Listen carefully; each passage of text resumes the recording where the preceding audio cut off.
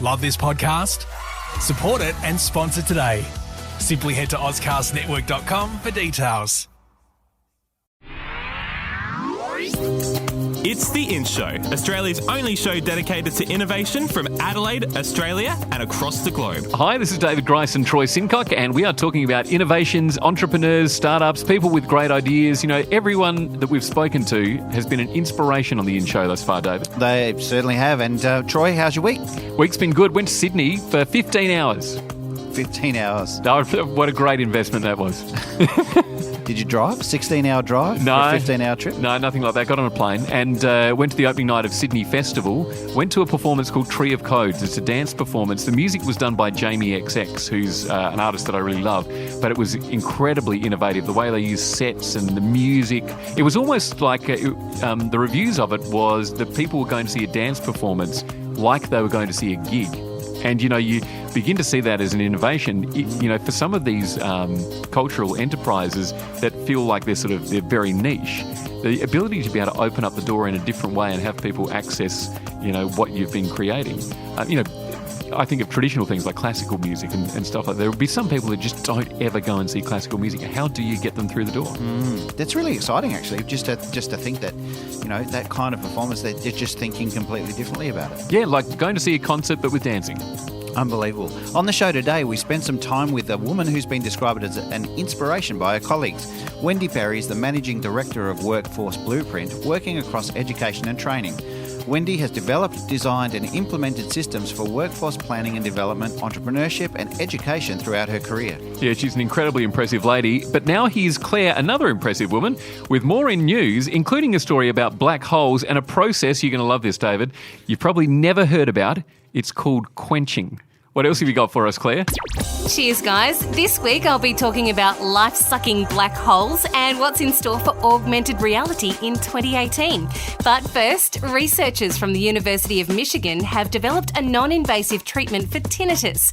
Millions of people around the world who live with the incurable disorder hear phantom sounds like buzzing and ringing. Sufferers can either see a cognitive behavioural specialist to help them deal with the distress, use sound to drown it out, or get brain surgery, which isn't guaranteed to work. The disorder is caused by neurons which are misfired in part of the brainstem called the dorsal cochlear nucleus, which is responsible for processing oral information. The misfired neurons are meant to be activated when sound is interpreted by the brain. People with tinnitus have these neurons firing all the time, whether there's sound or not. So researchers in Michigan have developed a small box-like device that can help. It can retrain the brain by using combinations of pulses and sounds that decrease the amount of neurons. All users have to do is wear headphones and a set of electrodes on the head and neck for 30 minutes a day. Most of the volunteers who've tested the device say their tinnitus went away after using it for a few weeks, but that it came back after 1 week without it. More testing will be conducted on people with different types of tinnitus in April. Augmented reality is set to become mainstream this year. That means you can expect a whole lot more functionality. At the moment, most smartphones are primed to support AR, but we're just waiting for the interesting and super handy apps. There are apps available already, like one that helps you learn how to use a coffee machine. All you have to do is point your phone's camera at the machine and your screen will tell you what the different knobs do. It's a live walkthrough, not a tutorial. The app can even tell you if the water needs refilling or if the coffee capsule hasn't been inserted properly. But this is just the beginning. This year, live AR apps will instruct you on how to put together furniture. Fun live games will put zombies in your bedroom. You'll be able to virtually try on shoes to see if they fit, or even use the technology to see what restaurants offer the best deals on the street you're walking on. Tech companies, including Facebook, Apple and Google, are all investing millions of dollars into the technology, so expect life to get a whole lot more interesting. In the middle of every galaxy lies a huge black hole, but they don't just consume objects that pass near it. This new breakthrough proves that a black hole can eventually become so large that it stops galaxies from producing new stars in a process called quenching. Stars are created from cold gas, but when black holes become large enough, this gas is sucked into the void, causing bursts of high energy. This energy forces the cold gas out of the galaxy, making it impossible for new stars to form. The researchers analysed information information about light from the Hobby Eberly Telescope Massive Galaxy Survey to develop historical snapshots of the formation of stars in galaxies. They then compared the histories of multiple black holes and discovered that quenching begins earlier and faster in galaxies that have bigger black holes. In a couple of billion years, this will be the inevitable fate of our own Milky Way galaxy. All of the stars will be quenched and the black hole will dissipate. And that's what's in news this week. Thanks, Claire. Well, David, they're about to turn the lights out on us. Oh, my goodness. What are we going to do when you want to, have a romantic evening with your partner? You're sort of sitting by the beach, you're looking into the sky, you see that myriad of beautiful stars, and they're all gone. I know we're not going to be here to experience it. It's going to be billions of years away. But part of me wants to stick around to see what this is like, because does that mean that, the sun is a star? Does that mean that one day literally the lights are going to be turned out on us? Well, Imagine that. You're sunbathing on the beach, gone. Gone. No sunsets. I mean, serious. I mean, the implications of that. It really is kind of mind-boggling, isn't it? Well, because humans need sunlight. I mean, we need vitamin D. Does that mean the end of the human race? Is this going to be the thing that wipes us out? I thought it was going to be, Donald Trump dropping a nuclear bomb. And here it is, a black hole is going to just take away everything we've known and loved. Where's Sheldon Cooper when you need him? Exactly. David Grice and Troy Sincock. We're talking innovation on The In Show. You can check us out at theinshow.online Facebook and follow The In Show on Twitter. Now, coming up, we speak to Workforce Blueprint Managing Director Wendy Perry, an incredible woman who's built a reputation as a leading authority on workforce planning and development and vocational education and training. The In Show. What's in? Well, Scott Bucock, he's the CEO of Hegs Australia, is going to share with us his winning innovation cycle.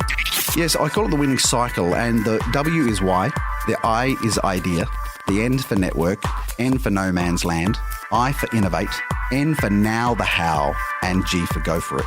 Now the how's at the end there simply because the how's the easy part. There's Google, there's friends, there's network, but it's all about why you actually had the idea in the first place. The I is quite interesting. I like to talk about the I a lot because there's adults versus kids on this one. Adults have a real problem. They come up with an idea and then they really go, no one's going to buy it. No one's going to, what's it going to look like? I've got to make it the best. Whereas kids go, they come up with an idea and they just go for it. They just go, it's going to look like this, it's going to feel like this. And to give you an example of that is my kids 8 and 10 took my phone away one day and for about 10 minutes and came back and said, here, Dad, here's an idea. And what they'd done was put a broom and a mop together, taped it together and said, there you go, you can broom and mop at the same time. Well, that's pretty cool. I said, but how are we going to sell it? He said, so we sat down and we came up with some marketing ideas and we said, why don't we call it the Bop? And so it was all about the sell and we said, it's great to have the idea, but how are we really going to make it an item, give it some personality, I guess. Anyway, that Bop now has a coffee machine in the middle of it, just in case you want one halfway around the house. But the story is the idea with kids. They love coming up with ideas, so we should enhance and embrace and actually educate them on how to take those to market. It's David Grice and Troy Sincock, and if you've missed an episode, make sure you subscribe to the In Show podcast on iTunes. The In Show. Now, Wendy Perry is an inspiration. She's the Managing Director of Workforce Blueprint, working across education and training. Wendy's developed, designed and implemented systems for workforce planning and development, entrepreneurship and education throughout her career, and has taken her to all corners of the globe. So, Wendy, where did you develop your passion for this work? I guess it really came like early days when I was a trainee myself when I started my career, and I saw the importance of adult learning and education. And at the age of 21, I started teaching adults myself and saw people kind of transform their lives, getting back into the workforce, or women who perhaps weren't participating, or new migrants, young people. Just so many different examples of people, changing their aspiration, their goals, what they thought that they could actually do. Mm-hmm. So really, it's never too late. No, it's never too late. It's never too early either. So when you tell us what happened, like you left school, and how did your career begin and where did you start? So when I was 19, I started working for the Department of Transport. So I left school and I took a year off. Actually had a young daughter at the time as well. And I thought that maybe I wanted to do university. I did a year or two of that, and I didn't enjoy what I was studying. So what were you studying? Economics. Yeah. No wonder you didn't enjoy it. It's true. It's true. But I loved the sociology and the politics side of it. But at the time, I thought, I really need to get into the workforce, and state government were advertising these traineeships. So I thought I'd have a go. Got that role, Department of Transport, and then from there went on to work at Telstra too, and then started that sort of teaching with training organisations, in my early 20s. So what led you then into specifically looking at careers and how they develop and what's required as far as skills are concerned? Was there a journey in that, just getting you along that path, or was that just something that sort of evolved as you went through your career? Yeah, I remember my dad saying to me that I used to collect jobs. I used to always look at what jobs were available and be keen on, what sort of things were out there. But from that sort of early days with teaching, I did that for a couple of years, and I worked in different industry organisations and on various sort of projects, workforce-related projects. And when I was 25, I became an educational manager, which is, most people were like 20 years older than me in that same job role. And I had a lot of independence and freedom. I could pretty much do whatever I wanted to. And that covered a lot of the business, kind of areas, management and contact centres at the time. And I then had a role where I was a senior policy advisor, and that was working with schools within the department, and that was really looking at careers and industry opportunities and how to collaborate with employers and industry. So by that time I was about 28. And I did that for a little bit of time, but I found that a little bit bureaucratic. I didn't have the independence that I had in the previous job roles. So 28 is when I started my company 15 years ago. That's extraordinary. It's an early start. You obviously, just found your lane and discovered that really early. It's wonderful to hear about the impact that you feel that you can have on people's lives through your work.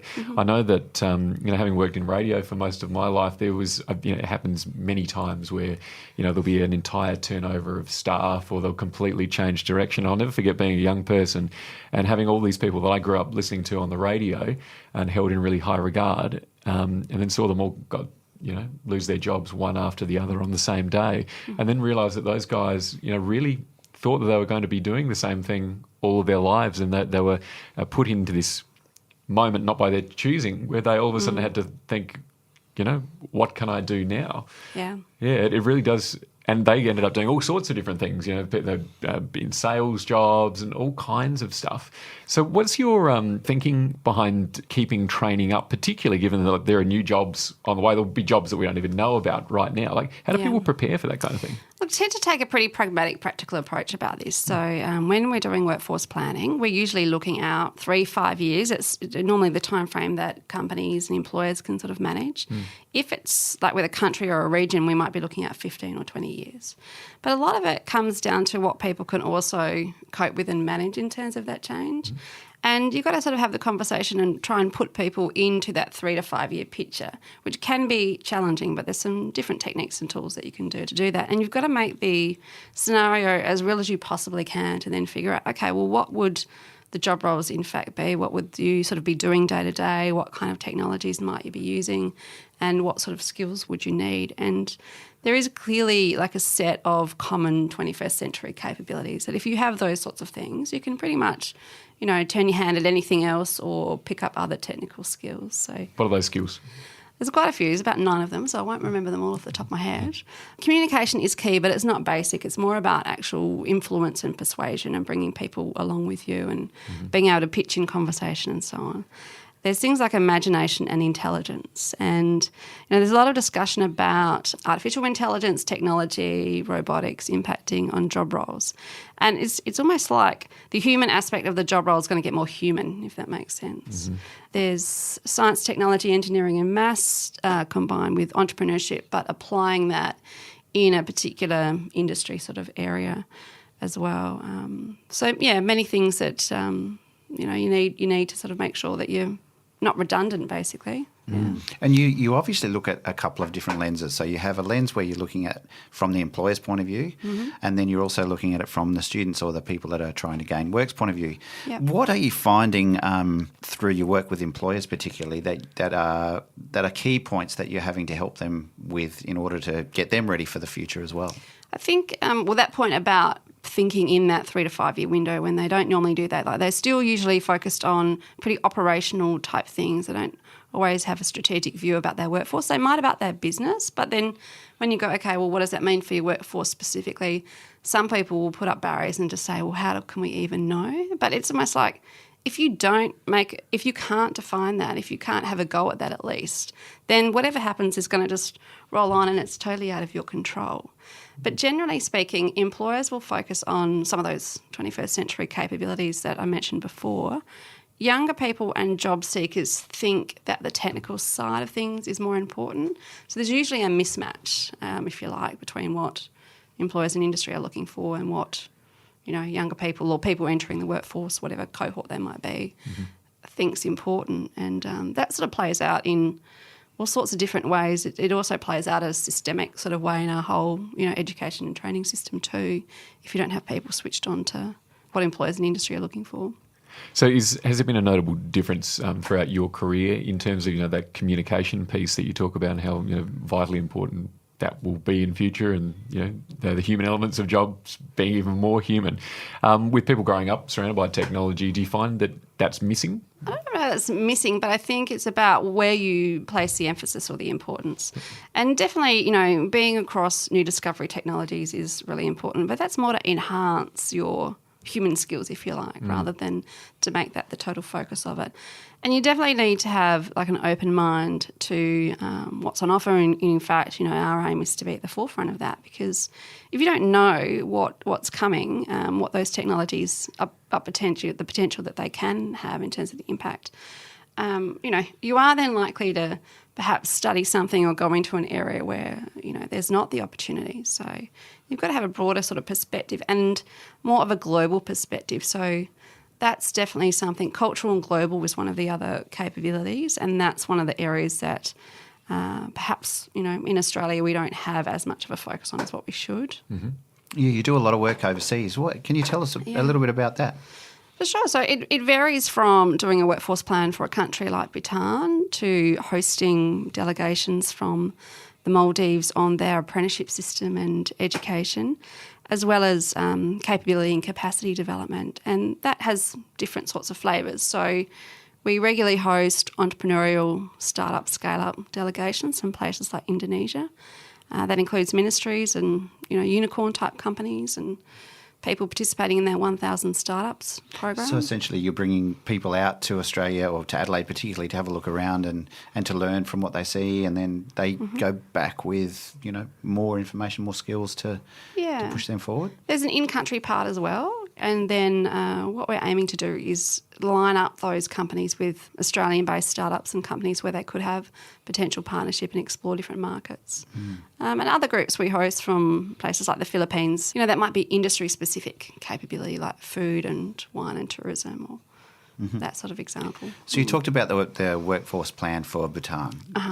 How the heck do you start? Yeah, I know. Firstly, how did it come about? And secondly, how did you go about doing that? I know. This story is just, I love this story because we were, doing a lot of work in Australia. We work in every state and territory, all these different regions, but really had a passion to have like a broader impact because we could sort of see, how the work impacts on and changes people's lives and companies and so on. But then I'm like, well, how do we even do that? How do we even get an international context to our work or some sort of global opportunity? So I found that when we put it into our actual strategic plan and we started communicating that with people were like, oh, okay, so we didn't know before that you wanted to do this. But I remember with Bhutan, I got a phone call and it was Christmas Eve in 2012, I think it was. And I sort of looked at my phone and I saw this guy's number flash up and I sort of knew, oh, well, if he's ringing me, there's something kind of important perhaps happening. And it's really weird to do this on a Christmas Eve, when I'm at home cooking with the girls and everything. And so I answered the phone call and he said, Wendy, I've got this opportunity. I wondered if you were interested in doing some work in late January, so pretty quick, in Bhutan and the Maldives. And there were 2 projects that were back to back. So that was more capability development to start off with, running, workshops and working with the ministry, heads of industry, the universities, the TVET institutions. And over time with Bhutan in particular, that's built into a long-term relationship where we've had a number of delegations here, been to Bhutan, on trips a number of times, and they had this local group sort of have a go at doing their workforce plan. And then when I was there, the head of the ministry asked me to have a look at it and it clearly needed a lot of work. So We took more of a coaching, mentoring approach and worked with those guys from the ministry as well to really get it up to scratch so that they would be proud of something for their whole country. So did they have set ideas about what they were trying to achieve, or did you sort of come in with a bit of a blank canvas and go, okay, what can we create here? Well, Bhutan is an adorable country, and they do get worried about things like unemployment, even though compared to Australia, the unemployment rate is really, really low. Mm-hmm. They also have the Gross National Happiness Institute because they're the country that measures happiness. So there's 9 elements in that, and part of that is about economic development, social workforce participation, but it's also about how you spend your time and your health and your family. So there were bits of the puzzle. This is often what our work is like. So there's pieces of the puzzle. There would be perhaps a broad strategy about where the country was going to go from an economic sort of point of view. And then obviously they want to figure out how do you match your workforce to it. Most people don't have a systematised approach to workforce planning and development. That's the key point of difference with the way that we work. And we also have an approach where we don't hold on to that IP tightly. It's something that everyone should be able to do. Mm-hmm. So what does a workforce plan actually look like? Like when you talk about it, it sounds like an amazing document, but what does it actually tell people? It's probably not as complex. People make it more complex than what it needs to be. So the sort of approach, if you were reading a document, it has a bit in there about the full picture. So what's going on in whatever the context is, what's the implication for your workforce. It has an analysis of the current workforce at this time. What does the workforce look like? What are some of the strengths and gaps and so on? The bit that's the hardest bit is then knowing what you want into the future. So you've got to be able to describe that and say what your critical job roles are and your critical capabilities and figure out how far out you're looking. And then it's pretty much, we've got this workforce now, we want this one into the future, what's the gap? And then there's an action plan that follows. And you can get a nice report, let's say, but the key thing is about the actual actions and knowing what you're going to do to address those gaps and the priorities and who's involved. So that is made much more of a focus in the work that we do rather than a nice, pretty report. Mm. How often does something come out of that process which takes you by surprise and presents an opportunity that no one in the room saw? So sometimes because we're pulling together the bits of the puzzle and people have done maybe some work before, we'll have an existing set of problems or issues or gaps. But I think what happens when we're looking at all of that evidence, the thing that surprises me the most is when there's not something there that we would expect to be there. I don't know if that makes sense. But, when you've looked at so many workforce plans over the years and you think, okay, well, they're not looking at new discovery technology or innovation or global expansion. If they're not focused on that and you know that really in that industry or in that region, that location, that country, they should be, then you sort of go, what's going on with this? Yeah. I suppose it just shows that people are coming from their own context, aren't they? Having someone see it newly from outside probably opens up a world of possibilities. Yeah, and there is a lot of commonality as well. So because you're talking about workforce, jobs, skills, and often it doesn't matter what industry or what country or region. Like I had this conversation recently when I was in Bhutan, and I was around the table in my traditional dress with these tourism operators. Traditional dress is like this really bright sort of jacket and this long skirt and, with all of these employers. And you just sort of pinch yourself and go, I could literally be sitting around a table in New Zealand or, somewhere in Europe with the same sort of group of employers, and they all say the same thing about what they're trying to do, what they're looking for. Yeah. So what's the most common thing that you are finding? The most common thing is probably that digital capability area. Leadership is often something, and every workforce plan says that communication could do better. The thing that changes is what the critical job roles are and what the priority kind of capability areas might be. And part of that depends upon how much effort perhaps has been put into different things in the past or the point in time that you're doing the workforce plan, for the organisation or the industry sector. But what we're seeing increasingly, which is a bit of a shift even from a couple of years ago, is more and more acute skill and labour shortages. We just did a workforce plan, for example, for Kangaroo Island, and that example is one of those where the population, 4,850, less than 100 unemployed people, there is over 40 critical job roles on the list. Now, they don't all need huge numbers in them, But, particularly where the population's smaller or you're in a regional location. We just did one in Sunraysia as well. Mm-hmm. So there's a flip around that's happening, at least in the Australian economy anyway, back to massive skills and labour shortages. We're talking to Wendy Perry, Managing Director of Workforce Blueprint. Up next, we'll find out about the importance of communication when you've created a business with global impact. Download the Phoner app before you head to your next event. Find people easier, market yourself better, and get connected using Phoner. That's spelled PFONR. Phoner. Available in the App Store now. Hi, I'm Ashley Manuel from Growing with Gratitude, and you're listening to The In Show. The In Show. We're speaking with Managing Director of Workforce Blueprint, Wendy Perry. Wendy, when you're referring to communications, are you referring to the way that people talk to each other, or is it a broader brush than that? And what do you do to help? So some of these things are pretty basic. Like, it is about how you communicate day to day and how you encourage your team members and, recognise what they do, and just also pick up more from a behavioural perspective about what's going on. So I think for those people that might be supervisors or leaders or in management roles, they have to be much more connected to what else is going on with their employees now. And the way that you can address that and some of the sessions and things that we run is more about coaching through conversation and, some techniques about how to get agreement and how to some more behavioural-based competency style, not tricks exactly, but techniques, let's say, to shift people from where they might be into something more positive, particularly if it's around like motivation or in an industry area where the work is really challenging. Certainly a great difference, when comparing communication and just talking. Yeah. I think I've discovered working in radio for a long time, there's a lot of talk and, not a lot else happening from time to time. For sure. So tell me about, with so much moving around us these days and, things seem to be, evolving at a very rapid rate. When people are looking for jobs, mm-hmm. have you got any suggestions around how people should approach what training they do? I suppose I'm thinking of, high school students then going into university and with what you said, the 3 to 5 year plan. I mean, you step into your study at a point where the world is a certain way and you step out with it being another way. Mm-hmm. Is there any research that people can do? And I suppose it's the difference between, are people just following their passion mm-hmm. or are they looking to study to get a job? Yes, yeah. I mean, I always think it's important to balance your passion with actually where the job demand and growth is.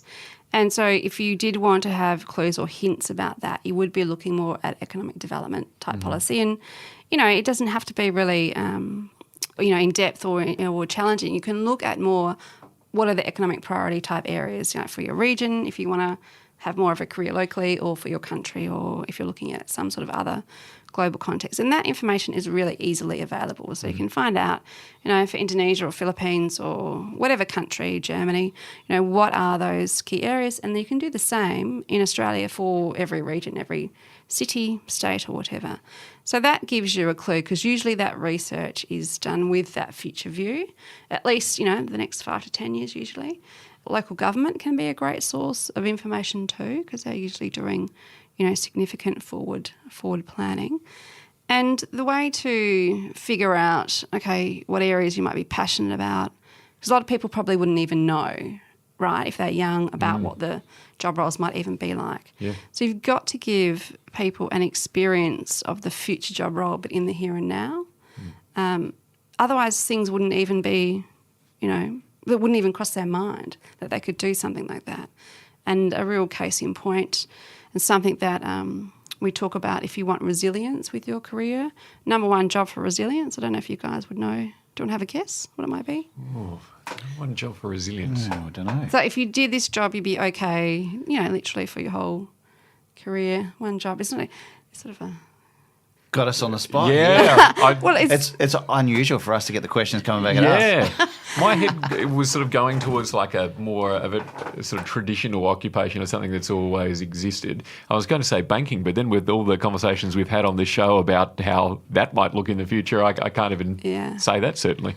Well, this occupation has existed forever, and it's to be an entrepreneur, and that's whether or not you're pursuing your own business idea or you're being an entrepreneur, which is an entrepreneur for your employer, or you're pursuing social enterprise, social outcomes. So that's number one thing, because it's been around for forever. And also, if you've got that set of capabilities, you can pretty much, you should be anyway, able to sort of, move with what's happening and get ahead and, be more open to adopting new technologies and whatever's changing. And are you finding that people, when they're thinking about jobs of the future, are they actually thinking into the future, or are they still just sitting in, okay, what's going to get me going for the next couple of years, and then they'll pivot and change and whatever? Or is this becoming, the people are looking at a more longer term? Because I notice as I see the generation coming through at the moment, they're quite happy to shift and change often, and more often than not. The longest period of time when I was going through getting my first job, where the employer would look at your resume and see how long you'd been employed in a particular place, and then they'd look at you as a very loyal, very da-da-da-da. But I'm not seeing that now in the young people, because they just want to shift and change all the time. How do you sort of bring all that together and help employers manage themselves through that? There's a couple of things. I think what's shifting at the moment is the chat or the conversation about it, and there's definitely a lot of attention in the media now about future jobs, and there's headlines that are not helpful. There's literally no way that somebody can know how many jobs they're going to be versus what we've got now into the future. Like, it's a total guesstimate. And some of those headlines are just unhelpful because they freak people out. And when you're dealing with young people too, the question of what do you want to be when you grow up should just be deleted from our conversation, because it's not a destination one answer. It's much more broader, as you're sort of describing, David. And for employers, that means that the way that they structure their job roles, and it is changing too, their job roles are much more multi-skilled, and it's kind of like two areas that wouldn't necessarily go together are being put together now. So, what's an example of that? Well, artificial intelligence trainer, or smart city designer, or there's things that are sort of like something that's a bit more older school together with something that's sort of fresher or newer is sort of coming on board.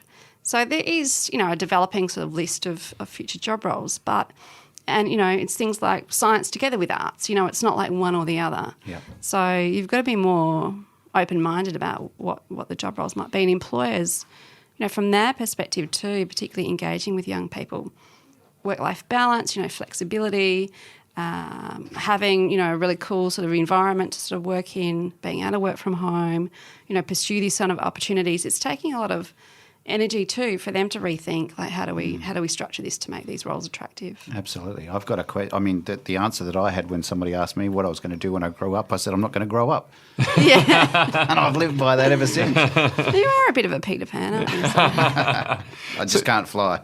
Although we saw a suit the other week that I could put on and could fly. Absolutely. That might be far away. Yes. Well, Wendy, it's extraordinary the work that you're doing. Thanks so much for joining us today on The In Show. No worries. Thanks for having me, guys. Appreciate it. It's all about innovation on The In Show. If you know an innovator that we should have on the show, drop us a line at theinshow.online, and you can check us out on Facebook and Twitter. Next week on The In Show. We chat to the RAA, the Royal Automobile Association, that started as a sporting car club 114 years ago, about how they're reinventing their business to take on the mobility of the future. They've got a lot to contend with, haven't they? And it's not too far away. Yeah, and autonomous cars, electric cars, it's going to completely change the way they do their business. Yeah, exactly. Claire's going to come by with more stories from all around the world, and you can subscribe to iTunes. Make sure you listen to the podcast there and rate us 5 stars if you like. Now, Troy, I always love how we end the show on a high note. And today we've got Sam Davies from Digital Noir talking about the greater integration of the internet in our lives. Catch you next week.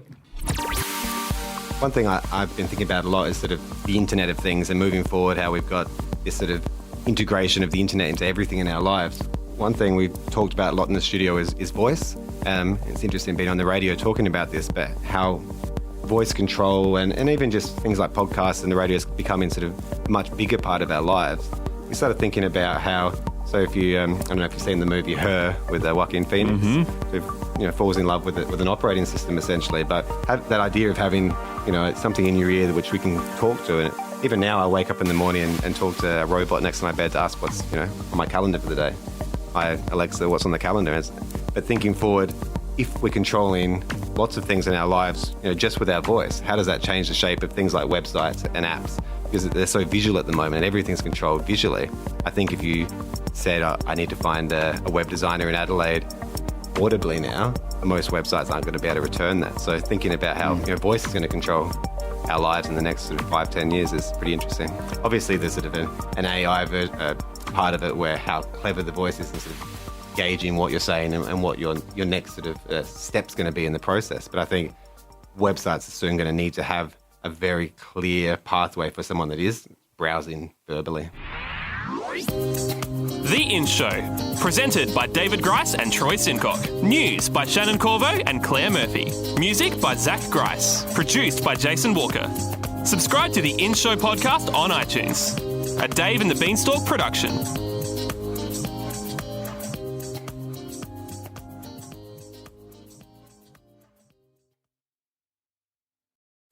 Love this podcast? Support it and sponsor today. Simply head to AuscastNetwork.com for details.